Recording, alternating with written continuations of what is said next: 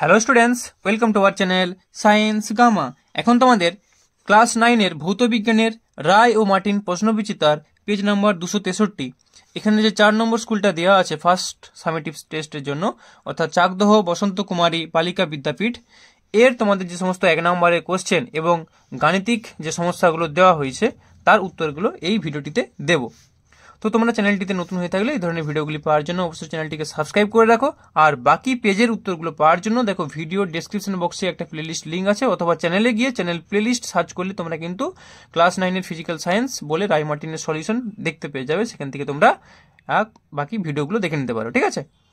তো চলো, গ্রুপ এ কি আছে, একের দাগের একেরটা। প্রদত্ত রাশিগুলির মধ্যে ভেক্টর রাশিটি কোনটি? কি কি অপশন আছে দেখো, ভর, দ্রুতি, ভরবেগ আর তাপমাত্রা। তো সঠিক অ্যান্সারটা কি হবে না, ভরবেগ, অর্থাৎ সি এরটা। এরপর চলে আসো 2-এর দাগেরটা। তুলা যন্ত্রের ওজন বাক্সে বাটখারাগুলি যে অনুপাতে নেওয়া হয় সেটা কি না 5:2:1, অর্থাৎ দেখো সি এর অপশনটা আছে 5:2:2:1।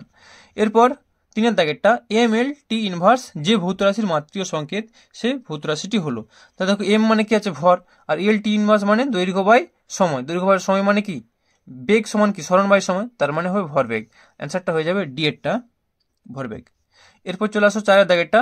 আইসোটোপ কে আবিষ্কার করেন? তো আইসোটোপ আবিষ্কার করেন সরি, তার মানে এরটা হবে। আচ্ছা, এটা ছাড়াও তোমরা মনে রাখতে পারো যে উইলিয়াম অ্যাস্টন এও কিন্তু আইসোটোপ আবিষ্কার করেন, তাহলে এখানে অপশন অনুযায়ী সরি। এরপর 5-এর দাগেরটা সি, অর্থাৎ কার্বনের 6-13 আর একটা হচ্ছে এন 14-7, দুটি পরস্পরের কি? তো এই দুটি দেখো বিয়োগ করো, ভর সংখ্যা থেকে পারমাণবিক সংখ্যা কত পাবো আমরা, 7 পাবো। এখানে দেখো 14 থেকে 7 7, দুটো দেখো নিউটন সংখ্যাটা, মানে দুটো যদি বিয়োগ করি, বিয়োগ করলে আমরা কি পাই, নিউটন সংখ্যা। নিউটন সংখ্যা সমান হলে কি নিউট্রন, না সে দন্তেন্য আছে মানে আইসোটোন। অ্যান্সারটা হয়ে যাবে ডি এরটা। এরপর কি 6-এর দাগেরটা কি আছে দেখো, দৈর্ঘ্য মাপার সবচেয়ে বড় একক কি? এটা অন্য পেজেও ছিল, পারসেক, বি এরটা। এরপর 7-এর দাগেরটা, কোনো বস্তুর প্রাথমিক বেগ ইউ, বস্তুটি টি সময় ধরে এর সমতরণে চলার পর বস্তুটির বেগ ভি হলে সঠিক সম্পর্কটি কি হবে? তাহলে বলেছে ইউ প্রাথমিক বেগ নিয়ে চলছে, তারপর টি সময় ধরে এর সমতরণে চলার পর, তাহলে ভি সমান ইউ প্লাস এটি, অর্থাৎ অপশন হবে বি এরটা। এরপর 8-এর দাগেরটা, কোনো পরমাণুর দ্বিতীয় কক্ষে সর্বাধিক ইলেকট্রন সংখ্যা কত থাকতে পারে? তো 2n², তাহলে 2n² মানে কত হবে, 8টা হবে। কারণটা দেখে নাও, 2 × n² মানে 2a², তাহলে কত পাচ্ছি, 8। চলো এরপর গ্রুপ বি। গ্রুপ বি 1-এর দাগেরটা কি বলছে, নিউটনের কোন গতিসূত্র থেকে বলের পরিমাপের সূত্র জানা যায়? তো এটা হচ্ছে দ্বিতীয়। এরপরে কোশ্চেন, সত্য মিথ্যা ক্রিয়া ও প্রতিক্রিয়া বল একই বস্তুর উপর প্রযুক্ত হয়? এটা অবশ্যই মিথ্যা, কারণ ভিন্ন বস্তুর উপর প্রযুক্ত হয়। এরপর 3-এর দাগেরটা শূন্যস্থান পূরণ। বেগ সময় লেখচিত্রের নতি গতিশীল কণার ড্যাশ পরিমাপ দেয়? অবশ্যই গতিশীল কণার ত্বরণ। বেগ সময় থেকে যে নতিটা বের করব, নতিটা বের করা মানে ত্বরণ বের করা, ত্বরণ পরিমাপ দেয়। অথবাটা কি আছে, একটি মিশ্র গতির উদাহরণ দাও? তো চলন্ত গাড়ির গতি বা চলন্ত সাইকেলের চাকার গতি, চলন্ত গাড়ির চাকার গতি বা চলন্ত সাইকেলের চাকার গতি, ঠিক আছে। এরপর চলে আসো 4-এর দাগেরটা, এককবিহীন একটি ভৌত রাশির উদাহরণ দাও? তো এককবিহীন ভৌত রাশি আপেক্ষিক গুরুত্ব, আপেক্ষিক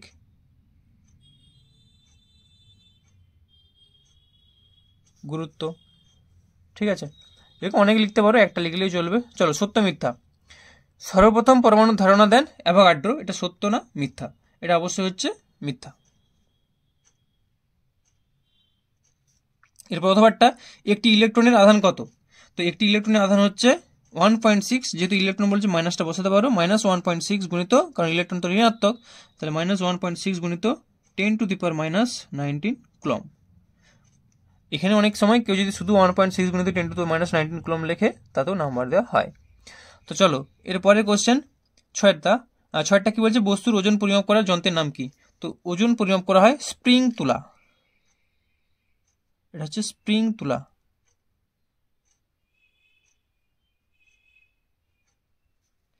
তারপরের কোশ্চেন, রাদারফোর্ডের কোন পরীক্ষার সাহায্যে পরমাণুর গঠন সংক্রান্ত মডেলটি ধারণা পাওয়া গিয়েছিল? তো এটা হচ্ছে রাদারফোর্ডের আলফা কণা বিচ্ছুরণ পরীক্ষা, আলফা কণা বিচ্ছুরণ পরীক্ষা, আলফা কণা বিচ্ছুরণ পরীক্ষা।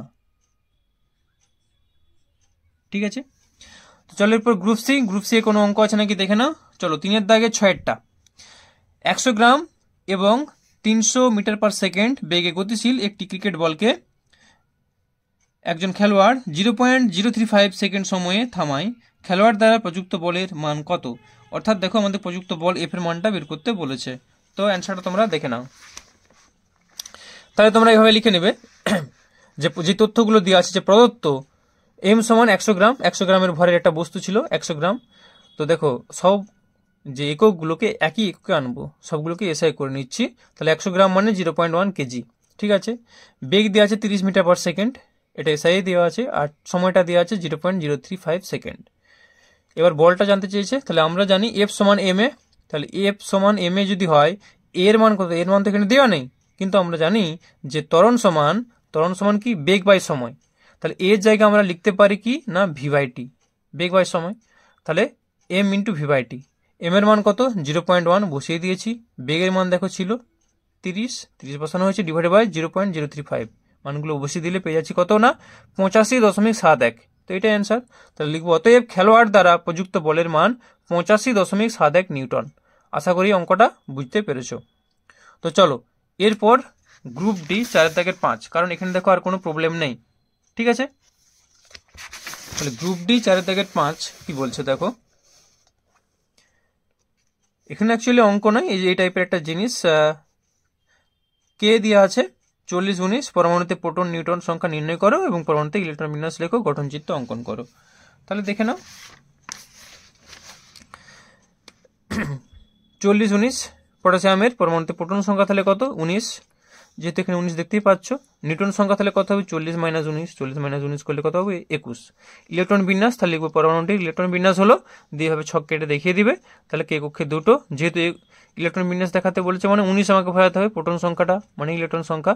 তাহলে 2 8 8, তাহলে কত হলো? 2 8 10, 8 18, আর 1 19, কে এল এম এন 2 8 8 1। ঠিক আছে, এবার বলছে গঠন চিত্র অঙ্কন করতে। তো গঠন চিত্র অঙ্কন করতে হবে মানে পরমাণু, এটা টোটাল এই গোলটা হচ্ছে নিউক্লিয়াস, নিউক্লিয়াসের মধ্যে 19টা প্রোটন আছে আর 21টা নিউট্রন আছে। তাহলে প্লাস চিহ্ন আছে মানে প্রোটন 19, আর এটা হচ্ছে নিউট্রন 21। এবার তার উপরে কটা কক্ষপথ লাগবে? কে এল এম এন 4টা কক্ষপথ। তো 4টা কক্ষপথ আঁকা আছে, 2টা 8টা 8টা 1টা, দেখো সেভাবে ইলেকট্রনগুলো দেওয়া আছে। প্রথম কক্ষপথে 2টো, তারপরে কক্ষপথে 8টা, তারপরে পরেরটাও 8টা, আর লাস্টের কক্ষপথে 1টা ইলেকট্রন। তো এখানে দেখিয়ে দেওয়া হয়েছে যে প্রোটন কোনটা, প্লাস যেটা সেটা প্রোটন, যেটা শুধু গোল করা আছে সেটা হচ্ছে নিউট্রন, আর যেটা গোল করে এবং তার ভিতরে মাইনাস চিহ্ন দেওয়া আছে সেটা হচ্ছে ইলেকট্রন। তো এটা হলো গঠন চিত্র। তো এই পেজের অ্যান্সার এত পর্যন্তই থাক। ঠিক আছে, কারণ অঙ্ক তেমন কিছু তো দেওয়া নেই। এরপরের ভিডিও তোমাদের 5 নম্বর যে পেজটা আছে এটা করানো হবে। তো তোমরা চ্যানেলটিতে নতুন হয়ে থাকলে চ্যানেলটিকে অবশ্যই সাবস্ক্রাইব করে রাখো, আর ভিডিওটি ভালো লাগলে অবশ্যই একটি লাইক করো। ওকে, ভালো থেকো, বাই।